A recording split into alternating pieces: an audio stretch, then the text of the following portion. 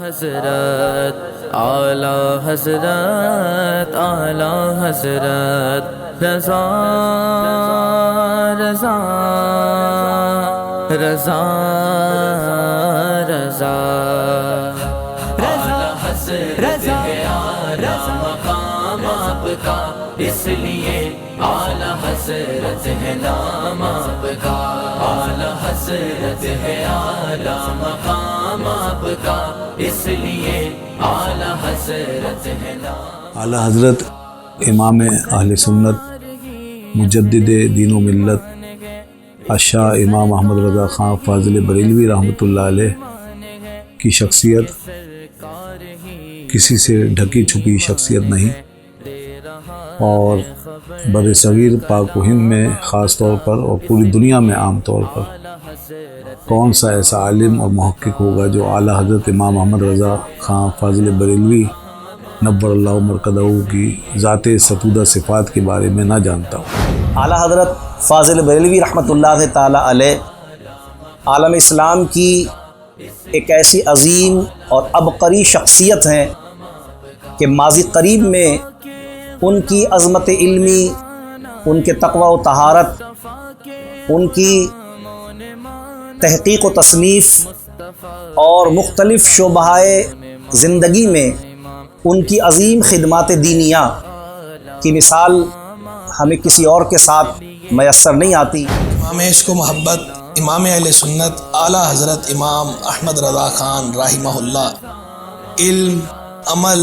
عشق میں جامع الصفات شخصیت ہے، ہمہ جہت شخصیت ہیں۔ کسی بھی اینگل سے دیکھیں، کسی بھی زاویے سے دیکھیں، کسی بھی پہلو سے دیکھیں، آپ کی شخصیت ایک ہشت پہلو ہیرے کی مانند ہے کہ جو ہر جانب سے اپنی روشنی بکھیرتا ہے۔ علم و حکمت کے گوہر لٹاتے رہے، علم و حکمت کے گوہر علم، عشق اور ادب یہ تینوں الگ الگ چیزیں ہیں، اگر ان سب کو ایک جگہ پر یکجا دیکھنا ہو تو وہ امام احمد رضا کی شخصیت ہے۔ سیدی اعلیٰ حضرت رحمۃ اللہ تعالی علیہ کا عشق رسول کسی سے ڈھکا چھپا نہیں، اور آپ کی پوری زندگی عشق رسول صلی اللہ علیہ وسلم میں گزری ہے۔ کوئی لمحہ ایسا نہیں کہ جس میں آپ نے محبت رسول کا اور عشق رسول کا درس نہ دیا ہو۔ غم ہو یا خوشی، ہر حال میں سیدی اعلیٰ حضرت اپنے آقا و مولا صلی اللہ علیہ وسلم کی مدح سرائی کرتے ہوئے نظر آتے ہیں۔ فرماتے ہیں کہ ان کے نثار کوئی کیسے ہی رنج میں ہو، جب یاد آ گئے ہیں سب غم بھلا دیے ہیں۔ امام احمد رضا ایک ایسی شخصیت کا نام ہے کہ جہاں علم اور عشق دونوں اپنے بھرپور انداز سے جمع ہوئے ہیں۔ آج کے اس دور میں ان کی سب سے بڑی خدمت یہی ہے کہ ان کے ایک ہاتھ میں علم کا الاؤ ہے اور دوسرے ہاتھ میں عشق کا الاؤ ہے۔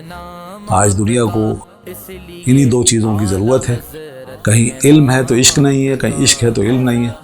امام احمد رضا نے دونوں کو جمع کر کے دنیا کو بتا دیا کہ دونوں ساتھ ہوں گے تو دنیا اور آخرت کی کامیابی حاصل ہوگی۔ آپ نے اپنے والد محترم سے 21 قسم کے علوم حاصل کیے۔ لگ بھگ 14 سال کی عمر میں جب آپ نے اپنے والد محترم سے یہ علوم سیکھے تو آپ کے والد محترم نے اسی وقت آپ کو دارالافتاء میں بٹھا دیا فتویٰ دینے کے لیے۔ تو جو بندہ بھی آپ سے فتویٰ لینے کے لیے آتا تو آپ فرماتے اس کمرے میں چلے جاؤ، مولانا صاحب بیٹھے ہوئے ہیں، وہ آپ کو فتویٰ دیں گے۔ اس طرح 55 کی عمر میں اللہ تعالیٰ نے آپ کو علمی مقام عطا فرمایا۔ اعلیٰ حضرت کی جو کتب ہیں، جملہ کتب، وہ تحقیقات بدیعہ نادرہ کا عمدہ مجموعہ اور خزینہ ہے، اور اس کے اندر آدمی جب پڑھنا شروع کرتا ہے تو ایسے لگتا ہے کہ آدمی کسی گلستان کے اندر آ گیا ہے، گویا دبستان کھل گیا۔ آدمی کا دل نہیں کرتا کہ وہ کتاب کو رکھے، کتاب رکھنے کو چھوڑنے کو جی نہیں چاہتا، بشرطے کہ آدمی ذی انصاف ہو اور خود ذی علم ہو۔ یہ صحیح معنوں میں سمجھ تب آتی ہے کہ جب بندہ درسیات کا پختہ فاضل ہو، اچھے انداز میں کتب اس نے پڑھ رکھی ہوں، پھر جب وہ بقیہ کتب پڑھتا ہے اور اعلیٰ حضرت کو پڑھتا ہے تو یہاں اسے سمجھ آتی ہے کہ اعلیٰ حضرت کو علماء نے اعلیٰ حضرت کیوں قرار دیا ہے۔ آپ کی تصانیف جن کی تعداد 1000 سے بھی زیادہ ہے، علم کے میدان میں ان میں سے ہر ایک تصنیف اپنی مثال آپ ہے۔ قرآن و سنت کے علم کی جو گہرائیاں اور پنہائیاں اللہ تعالیٰ نے امام احمد رضا کو عطا فرمائیں، اس کا اندازہ صرف اس بات سے کیا جا سکتا ہے کہ امام احمد رضا جن کی پہچان علم دین تھا، کسی بھی شعبے میں آنے والے سوال کا جواب قرآن و سنت کی روشنی میں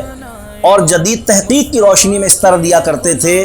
کہ اگر سوال سائنس کے شعبے کا ہوتا تھا تو جواب میں آپ ایک سائنسدان نظر آتے تھے، سوال اگر معیشت کے شعبے کا ہوتا تھا تو آپ جواب تحریر کرتے ہوئے ماہر معاشیات نظر آتے تھے، سوال اگر فقہ کی نوعیت کا ہوتا تھا تو آپ جواب دیتے ہوئے ایک عظیم فقیہ اور مجتہد نظر آتے تھے۔ فتاوی رضویہ کا مطالعہ کرنے سے یہ بات ہمیں نظر آتی ہے کہ سوال کرنے والا جب آپ سے سوال کرتا ہے کہ گندک نر ہے یا مادہ، تو امام اہل سنت یہ نہیں فرماتے کہ یہ سوال عالم دین سے پوچھنے کا نہیں ہے، بلکہ تحقیق سے جواب عطا کرتے ہیں۔ سوال کرنے والا سوال کرتا ہے کہ پانی کا رنگ کیسا ہے، تو آپ جواباً یہ نہیں کہتے کہ یہ مذاق ہے، بلکہ تحقیق کے ساتھ اسے جواب عطا کرتے ہیں۔ جب سوال کرنے والا سوال کرتا ہے کہ آئینے میں عکس الٹا کیوں نظر آتا ہے، تو آپ یہ نہیں فرماتے کہ یہ سوال عالم دین سے پوچھنے کا نہیں ہے، بلکہ تحقیق کے ساتھ اس کا جواب عطا فرماتے ہیں۔ جب سوال کرنے والا آپ سے سوال کرتا ہے کہ پیشاب بے رنگ ہوتا ہے مگر اس پر بننے والے جھاگ سترنگی کیوں ہوتے ہیں، تو آپ اس سوال کو مذاق قرار نہیں دیتے، بلکہ تحقیق علمی کے ساتھ اس کا جواب پیش فرماتے ہیں، جو اس بات کی بین دلیل ہے کہ اللہ تبارک و تعالیٰ نے قرآن و سنت کے علوم کا ایسا خزینہ آپ کے ذہن میں اور قلب میں پنہا فرمایا تھا، جو اس بات پر دلالت کرتا ہے کہ امام احمد رضا کو رب کائنات نے تجدید دین کے لیے منتخب فرمایا تھا۔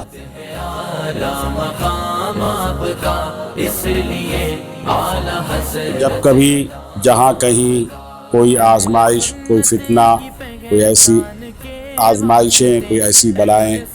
جن کا براہ راست مسلمان کے ایمان سے، عقیدے سے تعلق ہو، جب وہ فتنے برپا ہوں تو اللہ تبارک و تعالیٰ نے اس کے سد باب کے لیے اپنے ایسے بندوں کو جنہوں نے ان آزمائشوں اور فتنوں کے دور میں مسلمانوں کی ایمان کی حفاظت کرنا تھی، اللہ تعالیٰ نے وہ شخصیات پیدا کی۔ امر بالمعروف و نہی عن المنکر کے لیے ابتداء اسلام سے لے کر آج تک ہمیشہ ہر دور میں مجددین اللہ تبارک و تعالیٰ پیدا فرماتا رہا۔ 14ویں صدی ہجری میں بر صغیر ہند کے مسلمانوں کے ایمان کو جب چیلنج کیا گیا، ان کے عقیدے کو چیلنج کیا گیا، تو اللہ تبارک و تعالیٰ نے اپنی حکمت بالغہ و قدرت کاملہ سے ایک ایسی شخصیت کو اللہ تعالیٰ نے پیدا فرمایا جن کو امام احمد رضا کے نام سے ساری دنیا جانتی ہے، اور اللہ تبارک و تعالیٰ نے وہ تمام علوم اور فنون جو اور جس کی ضرورت تھی اس وقت فتنے کے سد باب کے لیے بھرپور انداز میں اللہ تبارک و تعالیٰ نے حضرت امام احمد رضا فاضل بریلوی علیہ رحمت کو عطا کیے۔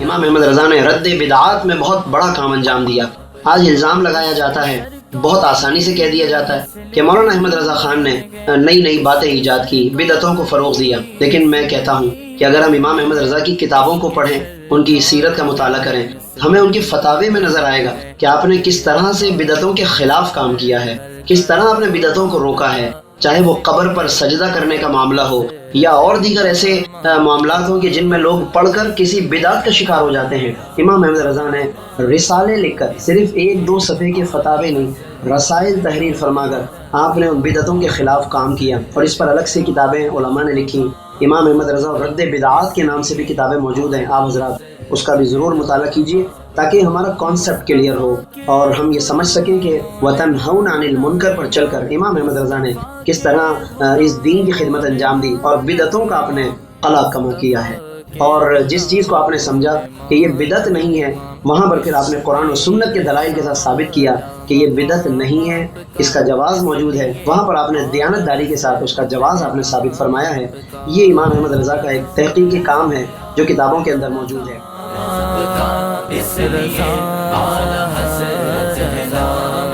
امام احمد رضا رحمۃ اللہ تعالی علیہ میں ہمیشہ عاجزی اور انکساری رہی،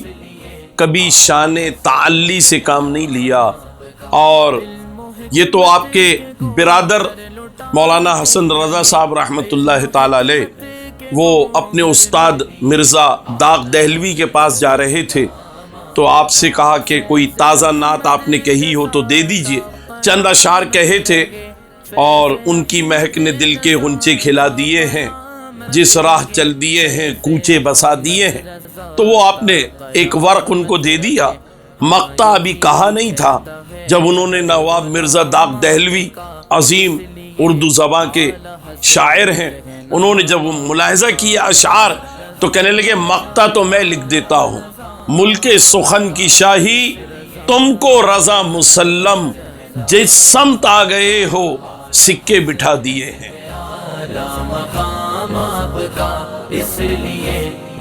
تاریخ اسلام کے اوراق کی طرف جب نظر کی جاتی ہے تو ایسی شخصیات اور ایسی ہستیاں ہمیں نظر آتی ہیں کہ جن کے اقوال و افعال، سیرت و کردار اور ان کے افکار و نظریات کا اثر و نفوذ صرف ان کی زندگی تک محدود نہیں، بلکہ